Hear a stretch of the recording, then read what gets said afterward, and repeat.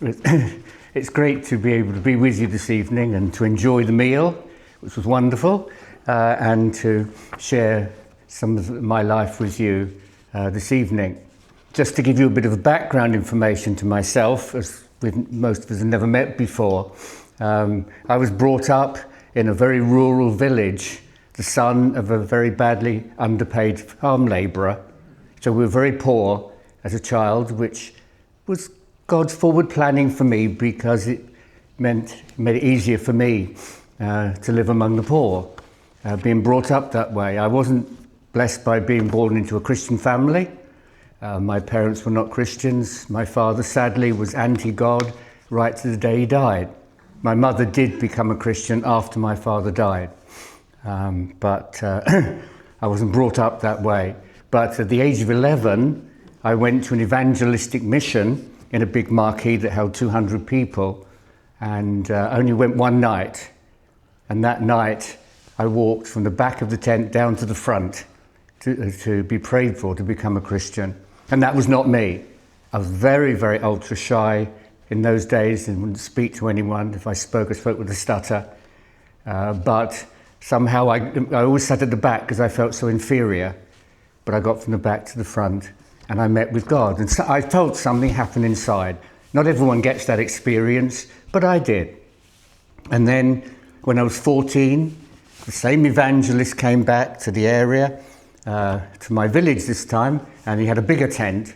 And during that time, I was filled with the Holy Spirit.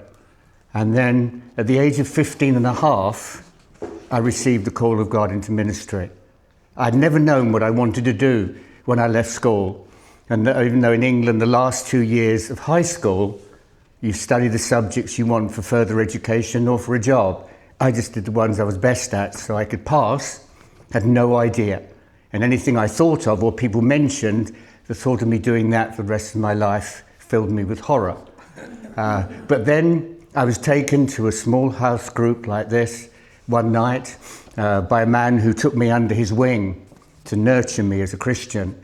And there was a visiting speaker there, and this visiting speaker, she spoke and gave an illustration of God showing someone their career, and that they'd sought God for their career. And I thought, perhaps that's why I don't know what I'm supposed to do, because I've never asked God. Well, no one ever told me to.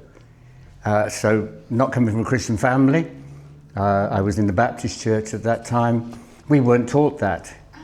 So I went back home and I prayed, and all I can say is that I heard this voice, which was not an audible voice, but it was like it on the inside.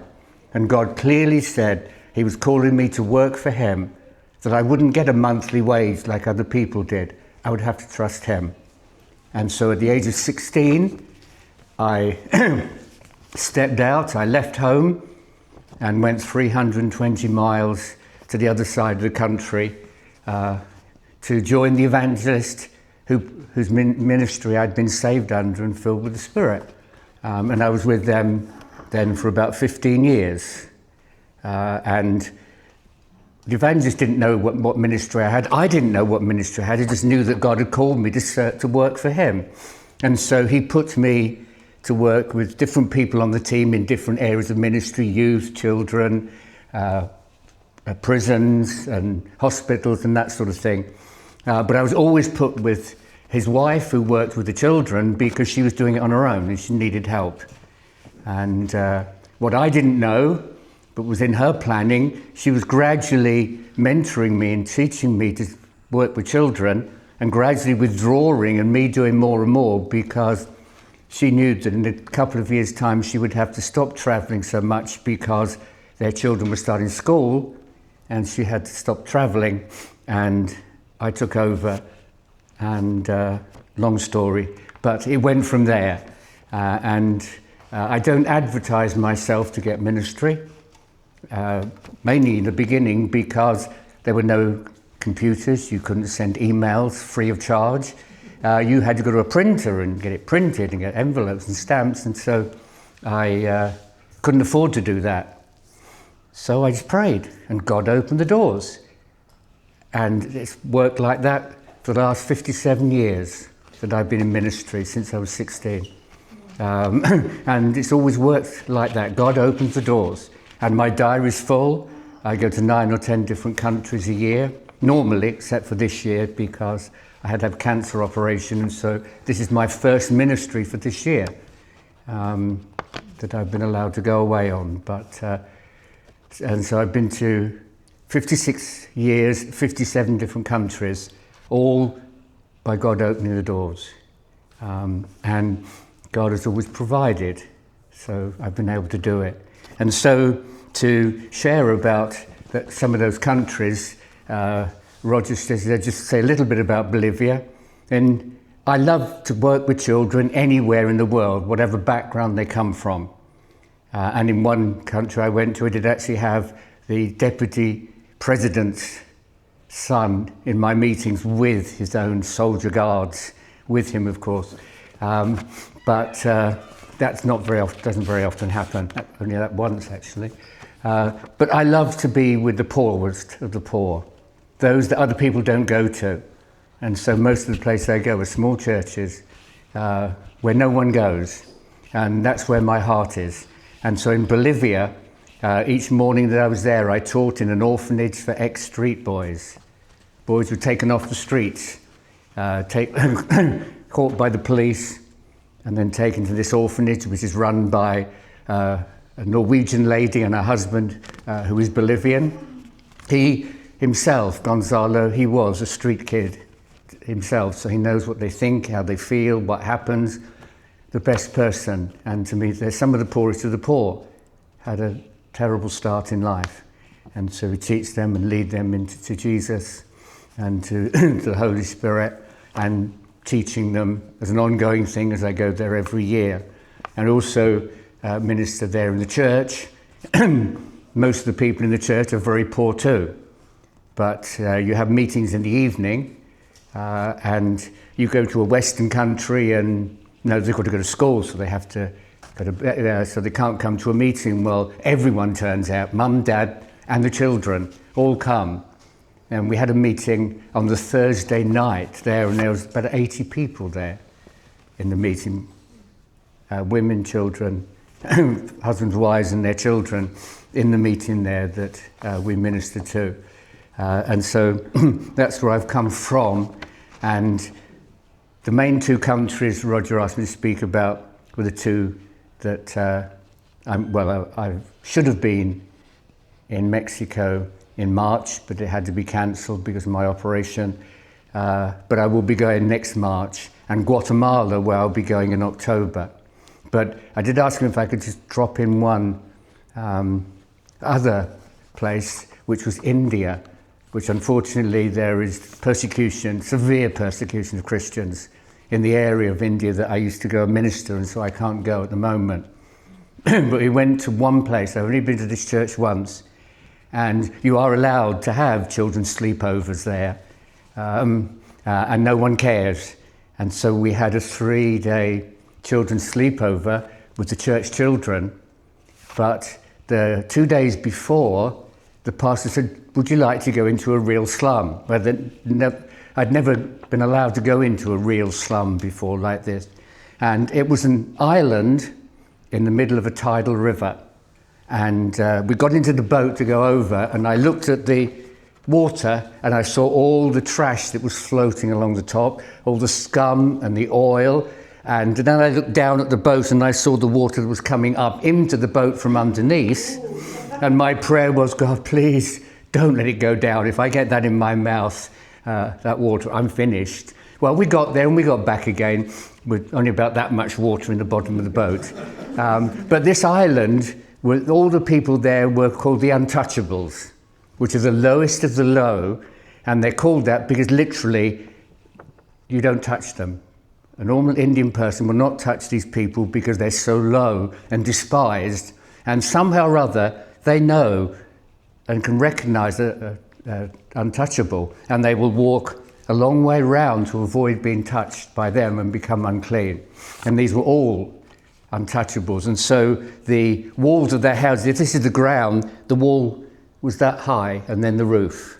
And the reason for that was because they had to get on their hands and knees to get into their own houses. They had to be humble even to enter their own houses. And we gathered all the children in the middle, and we'd taken some candies over there to give to them and invited them to join us at the sleepover, which was in a walking distance for them, and then talked with the parents, and then we left and just prayed they would come.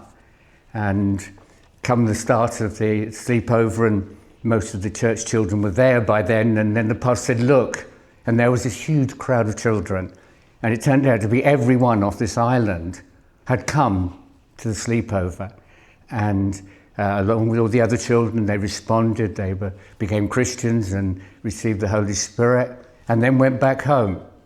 And a week later, a tidal wave went down that river and washed away every one of the houses. And they sent me newspaper cuttings with translation. Not one body was ever found. And I felt, why me, Lord, to have the honour to lead those children to Christ, who in days would be in heaven with him. But God gave me that wonderful opportunity. Same with Haiti. Same with Haiti, yeah, which of course is the poorest Western country that there is, and yet I've been there twice. Once was before the earthquake that destroyed a huge part of the city, and then after it. We had meetings in churches, and we went into the schools as well. I could go and teach the whole schools there in Haiti, and you could invite them to come forward if they wanted to become a Christian. You could lay hands on them and pray for them and lead them to Christ, and so many of them did in these different places, and then many of them lost their lives. But when I went back the last time I was there after the earthquake, and saw some of the children that had survived, and they couldn't speak to me, but they would go like that. Jesus is still in my heart. When I mention Jesus, they would go in my heart. Again, God rescued them before that awful earthquake came. And in Mexico, I've been in two different situations. The early years of going to Mexico was in the part that's more controlled by the cartels and the terrorism that they bring, and where I am now is less than it was. But in the first part, there was a Christian couple had a little convenience store on the corner of a crossroads, and there was no yard to this shop at all, and so they just took over the road right outside the shop, and the children sat on the road, and I preached to them there on the road, and it was a hill. And then they told me afterwards that 2 or 3 days before we were there, human blood was running down the road, because further up the road were two assassins for the cartels, and they would go out at night, commit the murders, and then wash the cars out, and it would run down the road there. And there, these children were kneeling there to receive Christ. But now I work with missionaries, and they're from Alabama, and they live out there permanently, and they are right out in the mountains. So it is somewhat safer, though they did have a period actually in March when they had to come back home here because the cartels were moving up and causing problems, and because they've got children, they came back here for the safety of the children. But normally speaking, it's much safer. And this couple, they build churches in villages where there is no church. They don't go where there already are churches, take people out of other churches. They go where there isn't a church. And when I go there, we have each afternoon after school, we have a children's outreach. And for 4 of those places, there will be where they've already planted a church, and it's up and running. And so when the people come, and I teach the children, of course, when the children come, mostly their mothers come with them. And in poor countries like that, the mothers will come and ask to be prayed for along with the children and become Christians along with their children. And so then they can be directed back to the church that's already set up. But there's always one place where the missionaries feel from God that that's where they should plant a church. And so the children's outreach is the starting of a church. So they go round and they give leaflets out, they go with loudspeakers, and the children come. One place was a bit bigger than we normally go to, and there was 300 children turned up. Just before it, there was nowhere big enough. They'd got this tarpaulin up on poles, and then they had a tropical shower, which of course was very heavy, and it brought the roof down, so they had to put it back up again just before the children started coming. We had 300 there. And also beforehand, they will have found where there are some Christians and who has a home that they would be willing to start a home group in, and then they'll send one of their pastors there to teach until they've raised up someone to lead that group in that area. And I feel quite honoured that they use my ministry in that way. But one of the years, we ended up in God's planning with 2 such places, because we were on the way to a place where they already have a church, and we got lost. Well, of course, there's no road signs out in the mountains, and we thought it didn't look right because we were on these narrow roads and praying, please God, don't let us meet someone coming the other way, because there's nowhere to go if there was. And so eventually, Brandon, the missionary, said, well, we're going to have to find someone and ask where to go. And they saw this house with a man outside working, and so they went and asked him. And he said, you're on the wrong side of the mountain. But he said, if you do think, Brandon told them why we were wanting to go to this village. He said, well, if you need somewhere to go, it's a village just down there. There's no church down there, and they're very bad people. Well, you don't have to say that twice to Brandon. And so we found space to go back there and found that this village was a place that literally no one ever goes to. They'd never seen a white person before. And there was 3 of us that were white in the team, and then other members of their church come to help us doing singing and, and activities and things.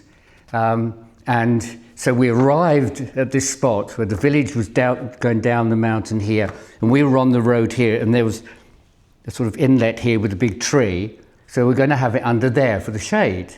So we set up some benches that we'd brought in the truck for them to sit on, and there was no one came. But we could see these eyes looking at us through the hedge that was beside the road. We could see the eyes. And so one of the man that was with us said, come, we go to the back of the vehicle out of the way and just leave the pastor and the Mexicans here. So we did. And eventually, one boy who was 11-year-old came out very, very nervously, watching us white people the whole time he came round. And of course they told him to come and sit on the seat. Well, then gradually more and more children came, and then a few adults began to come, and we had a handful of people there, and I preached to them, and all the children responded to become a Christian, and none of the adults did. But then when the missionaries went back to try to begin to set up the starting of a church, this man came to me and said, I was too afraid to come out, and there were no other adults to come, but I prayed the sinner's prayer when that man prayed with the children, and I know something happened inside. And that man is now leading that group of people. Wow. In that place. You know, God sent us unexpectedly. But then we had another year, we had one which was out in the semi-desert. So it's all sand except you get these shrubs that do grow in there. And very, very hot and sticky. And it was sort of halfway between where the missionaries are and the local airport. We have to catch a domestic flight to get to Mexico City. And it's further away than the missionaries normally will get involved with a church and plot a church there. And so, but they really felt from God, and they kept saying, no, God, it's too far. We can't look after the people properly from this distance. But God was persistent that they had to do it. And so they did. And it was our last meeting while they were on the way to take me to the airport to come back home again. And we stopped there. Well, we came out and we had to drop down, come off the tarmac road and go on to a dirt road, well, sand road, down this, winding its way round this mountain. And again, there was only room for one vehicle. And we prayed we wouldn't see anything coming the other way, because on this side was a sheer drop right down to the bottom and no hope of getting out there. And so we had to drive very slowly because slipping on this sand. And we heard this screeching because we had a truck ahead of us, and there were two four-wheel drive vehicles then that we were all in. But the truck had all the equipment in that we needed, loudspeakers and everything, and the chairs and everything they needed. And the church members that had come to help us were all in the back of this truck. Of course, you can get in the back of a truck in the third world and it doesn't matter. And they were screeching and sliding, and we were praying like mad when we saw this happen. We got out, and the whole of the front was sticking over the edge because there was a big bend and they hadn't quite made it, and the wheel was right on the very edge. But praise God, we got through, and we got down. Then we had to, after that, when we got down onto the level, we had to cross the river, because there was a bridge, but it had been washed away in torrential rains, and the only way to get through was to go through the river itself. Well, the four-wheel drives are okay, but we had to pray the trucks through. We got everybody off the truck to wade their way through, and it got across okay. And we arrived, and the local elders wouldn't let us use the public hall, so we had to do it out in the open. And so we had to put tarpaulins between the trees to make some shade, because it was burning hot there. The first thing we always set up was the speakers and put some Christian music on, and that attracts people, and so people start to come to look to see what's going on. And in these remote villages, anything like this is a big attraction. And so they began to slowly come. But we had a problem, because in this village, they didn't speak Spanish, didn't speak English, they had their own language. And the missionary's older daughter is usually my interpreter, and she only spoke Spanish and English, not the local language. They couldn't find any Christians in the village, so it really was a big step of faith.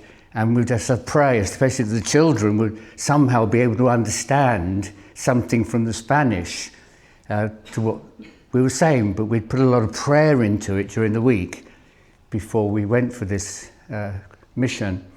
And we were busy setting up and moving around. And a man came over and spoke to Brandon and said, I was brought up in this village, and I passed through a church. He said, it's taken me 2.5 hours to get here, but I heard via the bush telegraph, by word of mouth, that you were having an outreach here, and I've come to see if you want me to help you. And of course he spoke the language. So now, and he spoke English, so now we had proper interpreters that everybody could hear. So we rejoiced and praised God for that. And then we were just about to start, and another man came over and introduced himself to Brandon and said, I was brought up in this village. He was a young man. He was brought up in the village, but then once he was old enough, he came over here to the States, got into trouble, ended up in prison, but he became a Christian in prison. And when he was released, of course, they deported him back here, back to Mexico, and so he went back to his village and literally so saddened because he couldn't find a single Christian anywhere. And so he and Brandon talked, and Brandon said, look, is there anywhere we could have a home group? And he said, well, my parents' home, we can have it in there. He said, but I can't preach. He said, it'd be wonderful, but I can't preach. He said, no, we'll make sure people come to do the preaching for you if you'll let the people come to your house. So God provided the interpreter and the home to start the church. And that church, wasn't there this year. So last year I asked him about the church and he said it's thriving and really growing and wonderful. Now, and then one last thing then from Mexico. Our final meeting on this occasion was right on the top, as high up the mountain as you could get. The road didn't quite go that far, so we had to pick up all the equipment and carry it up to the village. And we got up there to the village and set up, and we had a tropical storm. And so the villagers came running with banana leaves for us to hold over our heads to keep us dry. And then eventually when that stopped, then we hadn't got my whiteboard with me that I use when in these poor countries. But they had a paper thing, and so one of the ladies bent over backwards and I drew on her back on this paper so that I could have my illustrations, because it's important for children that they see and hear what you're talking about. Well, I'm no artist. I only draw stick men and lines, and they're not always very straight, as my hand is a little bit shaky as I'm older now, but they love the pictures, and so we managed it. But by the time we finished, because we were delayed because of the rain, it was dark and we hadn't eaten, and so we were starving. And so we knew there would be nowhere in the mountains that we could get anything at that time of night. We'd have to get back to the main road to bring us back to Monterey. And we had a pastor with us who had to do a wedding in Monterey, so he had to get back Saturday morning. And this was Friday night. So we went down the mountain, we came to the main road, and there was no cafes or restaurants open. And then we found one that was open, but the other brother that was with me at the time said, no, I don't feel we should stop here. So we went further on and we found another one. How about here? No, I really get a bad feeling about this, he said. I think with 3 or 4 places we began to think we'd never, if we do what Jerry says, we're never going to eat.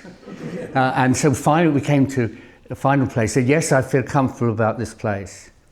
And so we went in and we had some local food, which was fine. And at least it filled our stomachs. And there was one lady with us, and the rest of us were men.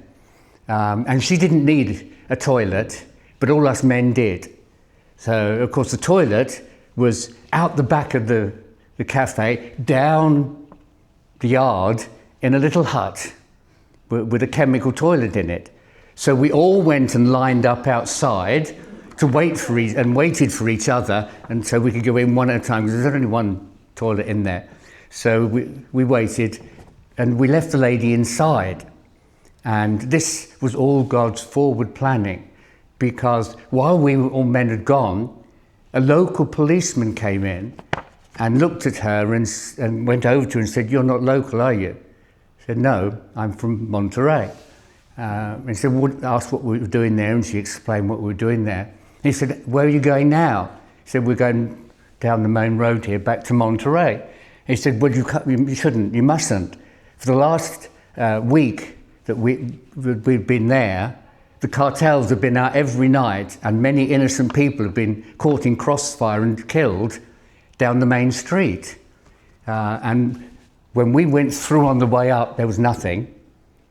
And now they had this trouble. He said, but he gave us directions to go on a different road, which was quite a long detour, but we missed the place where the cartels were fighting with the Marines.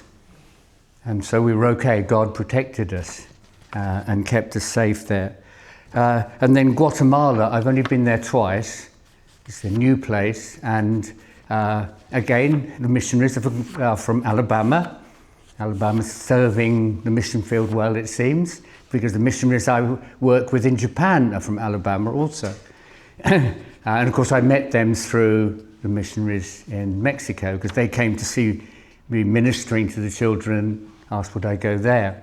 And so been there, and one of the places we go and minister is in this, what we call housing estate, that's little brick huts that the government has built to house people who are displaced by earthquakes, because they have 3 live volcanoes in that area, and they smoke quite often. I've seen them puffing sulphur out of the top of them, and when they really do spew out the lava, then people get displaced, they lose their homes, and so they house them in this brick jungle, really. And there is a community building there, and we go there and minister to the children in this place. So again, they're poorest of the poor because the families have lost everything, and again, many have become Christians, and again, this group actually physically helps these missionaries physically help to build a church building for the people that they minister to.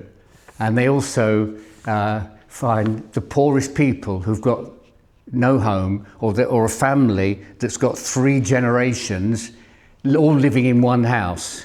So you've got the really elderly, and you've got teenagers, children, all ages, all squashed into one-room houses. And they find these families, and God leads them to the right place, and they build them a very simple corrugated iron house, but it's their own house. And then the ones with children move out and leave the older people, they have the house, and they move into the new one. And so it's a different ministry there.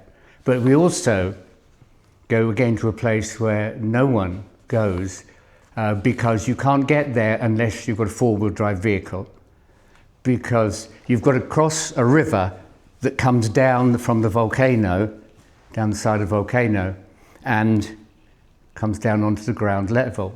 But it's in a steep bank like this, and so you can get across with a 4-wheel drive vehicle as long as it doesn't rain. But if it rains, you get stuck, because more water comes down the mountain and fills it up. And the missionaries have had that happen. They've gone out there for missions and then got stuck and had to sleep on the church floor because they couldn't get back again. And so we go out to this place, this village is out the other side of this river, and minister in these villages to, again, very, very poor families, for poor people in those places. So that's where my heart is. And as I said, I will minister anywhere to any kind of child. It doesn't matter to me, but I love the poorest of the poor. And so as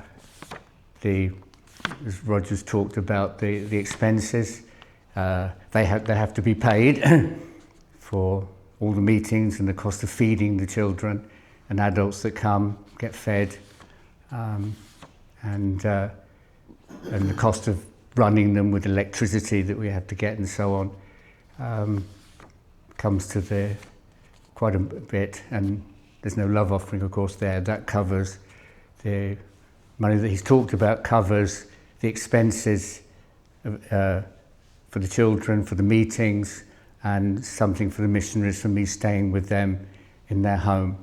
And then I save all my air miles on flying and use those to go to the poor countries to help on the expenses, then, because I've only got to pay the tax on the ticket and not pay for the seat. So it helps to work out. So that's where I'm at. And as far as I can see, I want to do this for the rest of my life. It'll be very clear if God cuts the finance off, that's the end. But as far as I am concerned, the devil doesn't seem to like me. He's tried to kill me off 3 times now. Once, many years ago, in India, I caught cerebral malaria, which is the worst kind of malaria you can get. And it felt like arrows were going in my temples and coming back out again with the jabbing.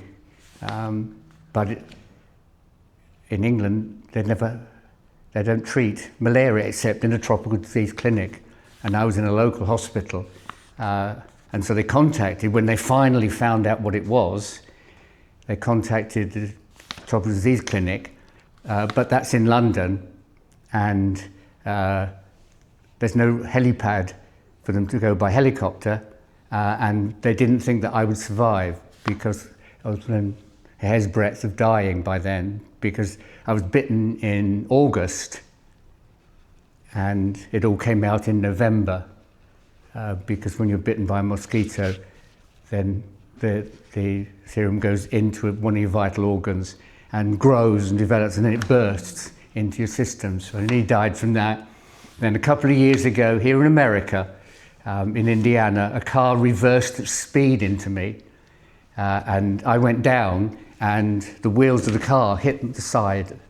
It was going to go over my stomach, and it was behind Walmart, and we call it tarmac, blacktop, isn't it? It was old, so it was spiky, but God, an angel, whatever, I felt my body go sideways, and yet there was no marks on my clothes on the back, because I was on my back, and then the wheel hit me again.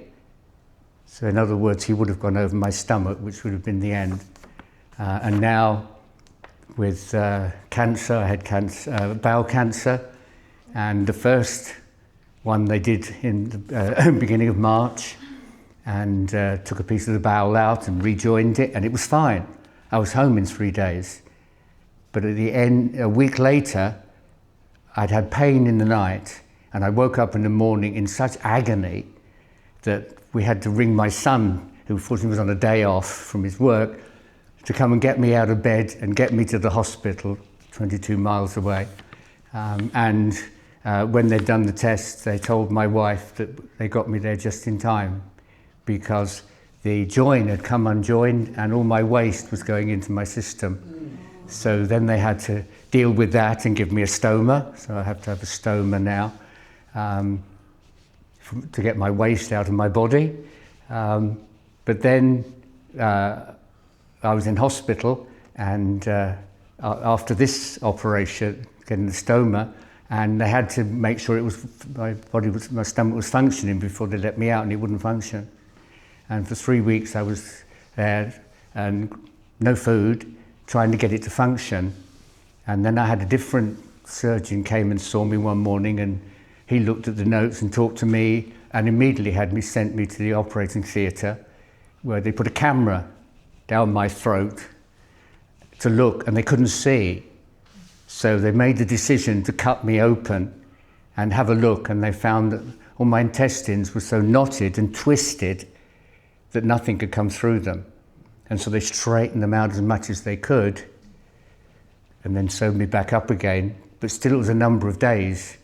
And then and they had to stick this rod down my stoma into the stomach and put some stuff there to get me going, and I've been functioning ever since. But again, I got near to death. The devil doesn't like me, but God says my work is not yet complete, so I'm still here.